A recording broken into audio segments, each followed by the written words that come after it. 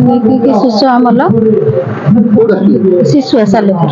मोर तो ये घर मो पाखे अल्प बाट तालबदा आम घर कि बाबा ये आश्रम को दीर्घ मु प्राय 25-30 वर्ष है आसुच बाबा पाखु तो माने अपार करुणा बाबा विषय कहले ये तो माने जमी समस्ते आजिकल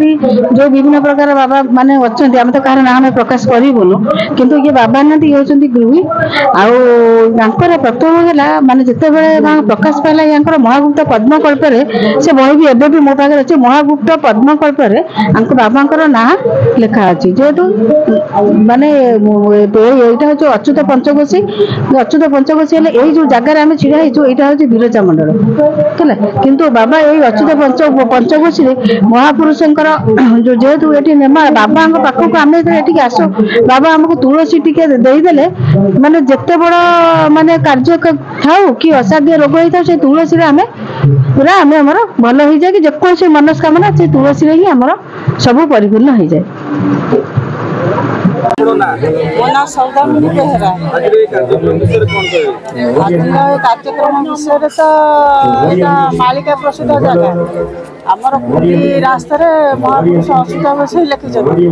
आमर वासुदेवपुर पुंडी नगर बटुआहाटा जाके आमर ये जगह जाके 196 जन भक्त अच्छा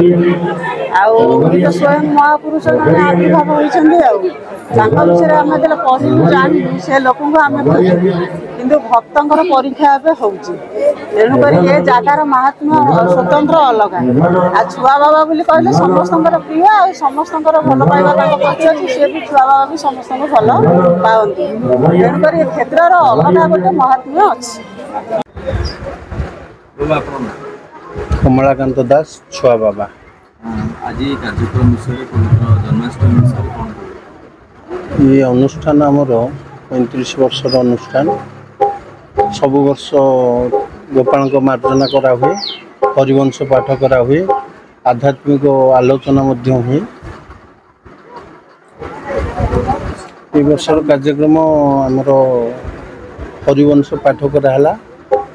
शरणार बिंद आसबि प्रवचन करेंगे आध्यात्मिक ब्रह्मज्ञान चर्चा हम ध्यान फल त्रेतया यज्ञादि सफल द्वापर पूजार विधान कली रे नाम संकीर्तन जदि कली जुगे आप हरिनाम करेंगे केवल मुक्ति पाइबे। परिवेश आपन तो देखिले बहुत खुशी लगुच सब वर्ष पर ये वर्ष भक्तों को समागम बढ़ी। जन्माष्टमी कौन आशीर्वाद समस्त ठाकुर पाखे मोर एति प्रार्थना समस्त को आरोग्य रखु। मो ना क्षीरचंद्र दास यही निकटस्थ कुशपुर ग्राम मोर घर ये आश्रम अनंत गोपाल आश्रम बाबा छुआ बाबा होती श्री कमलाकांत दास महाराज जन्म काल एक अलौकिक घटना घटी जहाँ आमर पुराणा पुराणा लोक कहते जन्म होला बेले बाबा एक अग्नि पिंडुला किसी समय बुलूला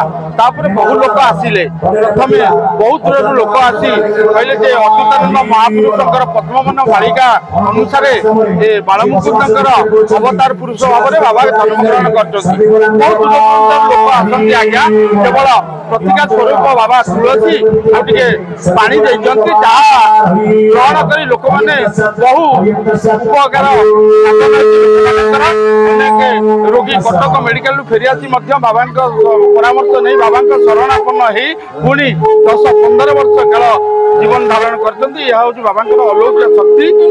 सहकार्य दिन मुकुलित हम ता निजे सुधा जानी न था से न्याय रे बाबा कौन ए पाखापाखि लोक अल्प बहुत जानी न जानले बहुत दूर दूर लोक मैंने आसी बाबा अलौकिक